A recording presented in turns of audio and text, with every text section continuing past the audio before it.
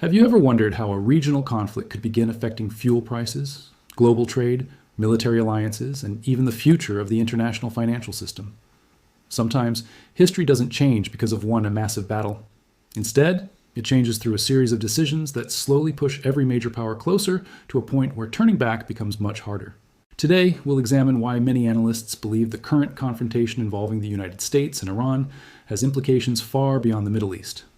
More importantly, we'll explore one scenario that some geopolitical observers argue could dramatically expand the conflict, while also looking at the arguments against that prediction.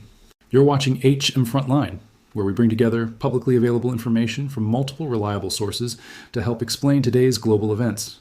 To understand today's situation, we first need to step back and look at the broader picture. Over recent months, the confrontation between the United States and Iran has grown steadily.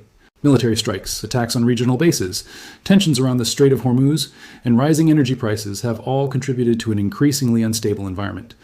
At the same time, Washington has devoted enormous financial and military resources to operations connected to the conflict.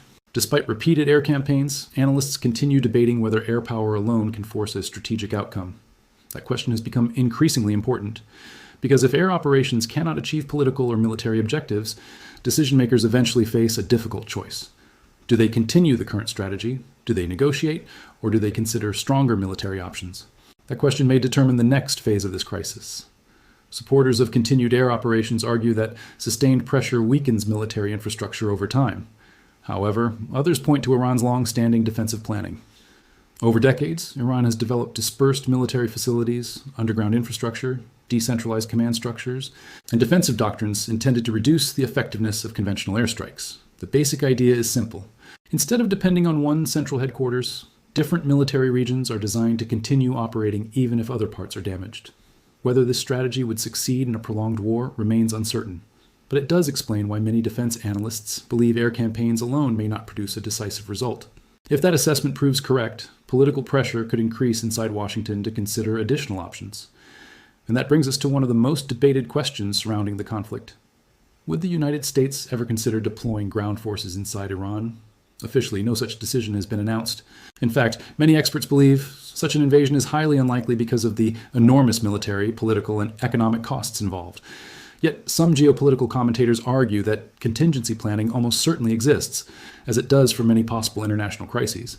Planning, however, does not mean execution. Still, this possibility has become central to many strategic discussions. Now comes the scenario that has generated significant debate. Some analysts have argued that if American ground troops were ever deployed into Iran, Russia could respond, not necessarily by entering the war directly, but by issuing a public warning against any use of nuclear weapons by any side. It is important to emphasize that this is a prediction made by some commentators, not an established fact or announced Russian policy. The reasoning behind this prediction is based on deterrence. According to this view, Moscow's goal would not be to fight in the Middle East directly. Instead, it would seek to prevent the conflict from escalating into a nuclear confrontation while protecting what it considers vital strategic interests. Whether Russia would actually take such a step remains unknown, but understanding why some analysts think it might requires looking at geography. Iran occupies an important position within regional transportation networks that connect Russia to markets farther south.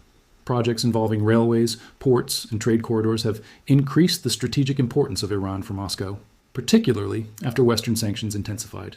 From this perspective, instability inside Iran could affect more than regional security.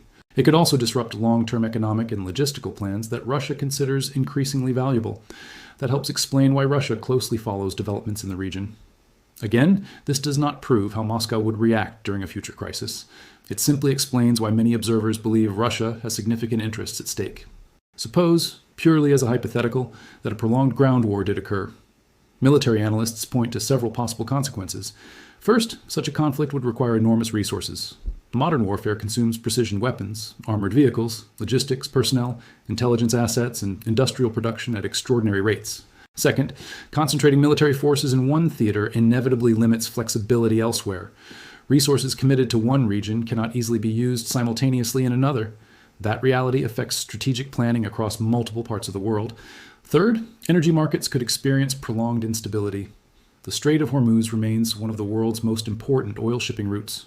Any extended disruption there has the potential to affect global energy prices, transportation costs, inflation, and household expenses far beyond the Middle East. These risks are well understood by governments and financial markets alike. There's another question receiving increasing attention. How would America's strategic competitors respond if Washington became tied down in a long conflict? Some analysts argue that countries such as Russia and China could benefit indirectly if the United States devoted substantial military and economic resources to one prolonged theater. Others disagree, noting that wider instability creates uncertainty for every major power. Either way, prolonged wars often reshape global alliances in gradual rather than dramatic ways. Trade agreements change. Investment flows shift. Military partnerships evolve. Currency arrangements slowly diversify. None of these developments happen overnight, but together they can gradually alter the balance of international influence. Domestic politics would also play a major role. History shows that lengthy overseas wars often become increasingly controversial as casualties rise and costs grow. Public opinion can shift. Budget priorities change. Political divisions deepen. These pressures influence future policy decisions regardless of which party holds power. For that reason, military strategy cannot be separated from domestic politics. The two are closely connected. Of course, there's a powerful counterargument. Many defense experts believe the United States has learned costly lessons from Iraq and Afghanistan. They argue that the financial burden, difficult terrain, and political consequences make another large-scale ground invasion highly unlikely. Supporters of this view believe Washington would instead rely on diplomacy, regional partnerships, sanctions, intelligence operations, and limited military action rather than occupation. This remains one of the strongest reasons many analysts doubt that the worst-case scenario will ever occur. So what indicators should observers watch over the coming months? First, pay attention to official statements from Washington, Moscow, and Tehran. Changes in diplomatic language sometimes reveal shifting priorities before policy changes become public. Second, monitor defense production and procurement. Governments often increase industrial capacity well before expanding military operations. Third, watch developments in global energy and financial markets, oil prices, shipping activity, and investor demand for traditional safe haven assets often reflect changing perceptions of geopolitical risk. None of these indicators predicts the future by itself. Together, however, they help paint a broader picture. The larger lesson extends beyond any single conflict. History repeatedly shows that major geopolitical shifts rarely result from one isolated event. Instead, they emerge from accumulated pressures, economic competition, military planning, political decisions, geography, and strategic incentives, all interacting over time. Whether today's tensions eventually ease through diplomacy or grow into a wider confrontation remains uncertain. What is clear is that decisions made in Washington, Tehran, Moscow, Beijing, and other capitals will continue shaping not only regional security, but also the global economy and international politics. For now, the future remains unwritten. Understanding the forces at work today may be the best way to recognize tomorrow's turning points before they become history. Thank you for watching HM Frontline. If you found this analysis valuable, don't forget to subscribe and let us know in the comments. Do you believe diplomacy can reduce today's geopolitical tensions?